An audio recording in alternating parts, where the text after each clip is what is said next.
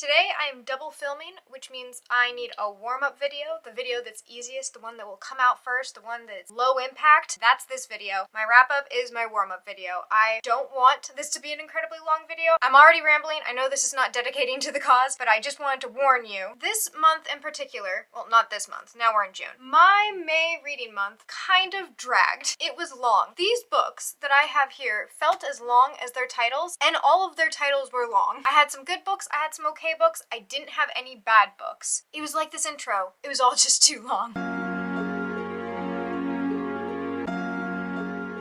I think I only read a total of 4 books. I'm gonna double check that because that seems wrong.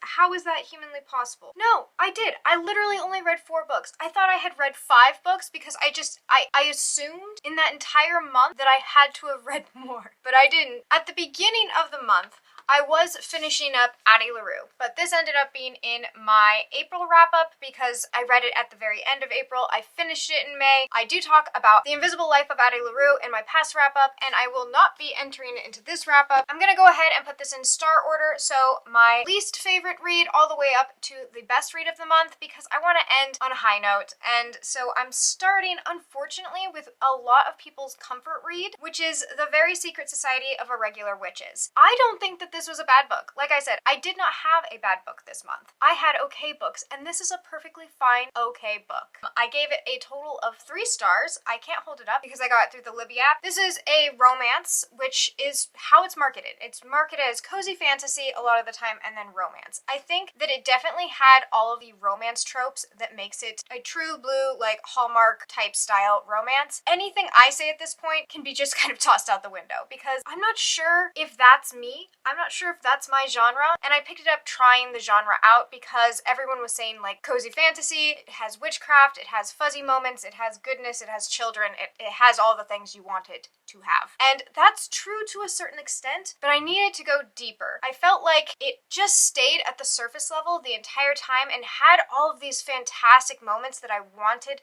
to touch on, to really look at and reflect on, and instead it just stayed on the surface the entire time. There were no deep dives, there are no like true moments of introspection that didn't feel like kind of handcrafted to move the plot forward. And so for me, it was quaint, it was cute. I think I would definitely recommend it to a large swath of people. I just wouldn't recommend it to myself, which is not the point of this channel. So what is this book about? This follows a girl, forgot her name. I think it was kind of a cute name. I'll put it up there. And she does like YouTube videos of like witchcraft, but secretly she's actually a real witch. She's hired as like a nanny or tutor for this house, and this house actually has 3 children witches that are in hiding, and essentially it's her teaching the kids witchcraft while also having kind of like sexual banter and tension with our romantic lead who also lives on the property and fulfills kind of the grumpy to sunshine trope. I saw the pathway laid before me and it followed the path. So if that's what you're looking for, I happily recommend it. The themes and topics that it touched on were important topics such as growing up and being both loved and neglected, not feeling like you're good enough, not feeling like you fit in, feeling like you have to hide parts of yourself from society. All important topics, all touched on. You could tell that some of the reasons why things were happening were plot reasons without any attempt at veiling the plot itself. It was just obviously to move the plot forward. I absolutely loved the children. I found myself in very fuzzy feelings during some of the interactions and just the day-to-day of their lives. I liked the archetype of the different characters. I thought that they were all really nice, non-dimensional people, and I was happy to meet them, but don't plan on visiting them often. That was The Very Secret Society of Irregular Witches. Not the book's fault, not the author's fault. She doesn't have to touch on anything she doesn't want to as far as writing a book. She can write about whatever she wants. I just personally didn't glean as much from it that I think that I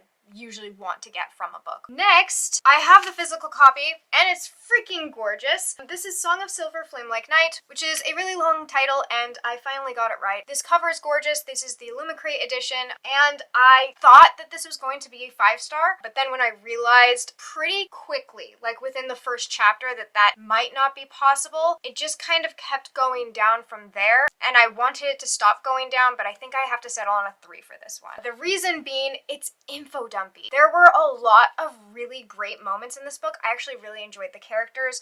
I was enjoying the plot and the world. All fantastic things. I just felt like the execution and delivery of these things was really hard to consume. I almost want to single-handedly blame this book for my slow reading month and only getting 4 books done. I think if I would have picked up a quick read instead of this one and then continued on my month, I probably would have gotten like an extra 2 books in, but this book took so much time. It was frustrating at times because I wanted to skim, but it would have important information in between the info dumps. The execution was off. Even though there were some really fantastic descriptions, just didn't level out properly. I wasn't expecting like a magical academy school. Got that. I really liked the magic system. It was kind of reminiscent to me, this is a big statement, of Brandon Sanderson's Mistborn trilogy. It had a very similar element, but like a little bit more palatable as far as just like getting and understanding the magic system. This is following our main character Lon, and she is growing up working in kind of like a tea house as like a song girl. She sings and then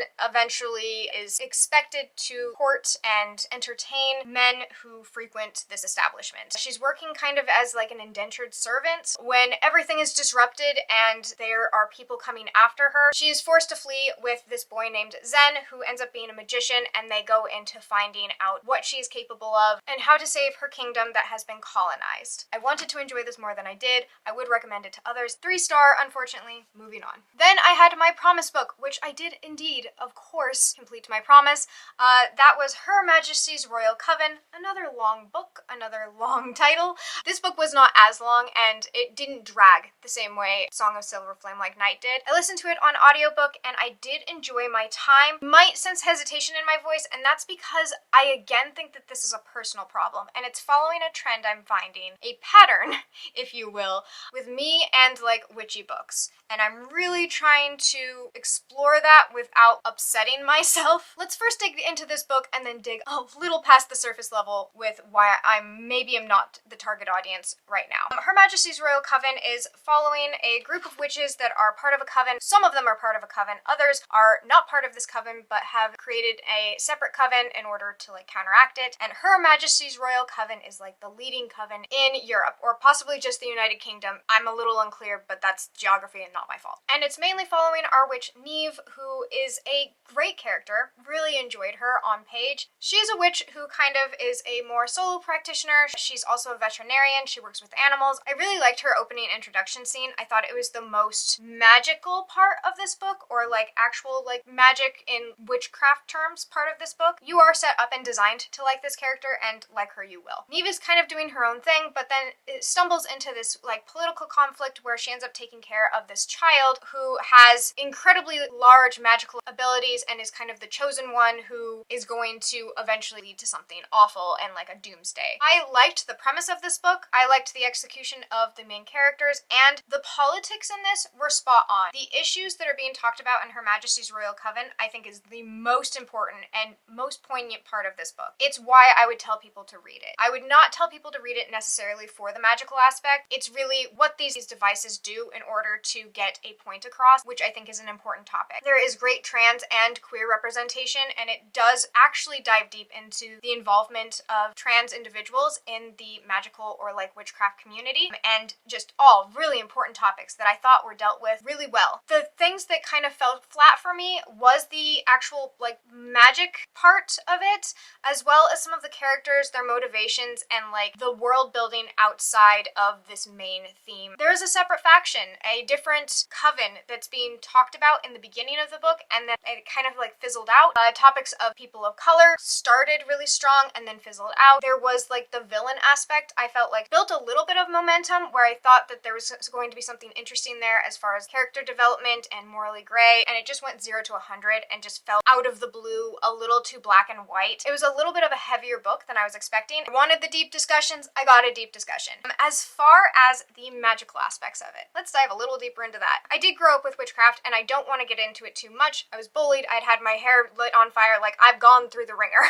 I grew up in a family who practices solstice, Sabbats, the equinox, doesn't prescribe to any type of Christianity, very nature-based. And this is done very very differently for different people. Witchcraft as a spectrum, very large. My experience, very niche. I can't help but feel frustrated when we have this perfect opportunity to have these individuals be practicing witchcraft and it just goes so fantastical when everything else about this book was hyper realistic. It was the kind of fantastical you see in that modern classic that everyone brings up when they talk about witchcraft and magic. But because everything else was so hyper realistic, it made the magic in this want to be hyper realistic, and it was so far from, because it was so far from like anything I've ever been taught or raised with or believed in, that it was like frustrating for me because I wanted it to be something it wasn't. Again, that's a me thing. We're talking about me now. The book is gone. It just became such a frustration for me. I had to sit it down a couple times because I had to like recalibrate and just allow the book to be its own. That was a point of contention between me and this book. I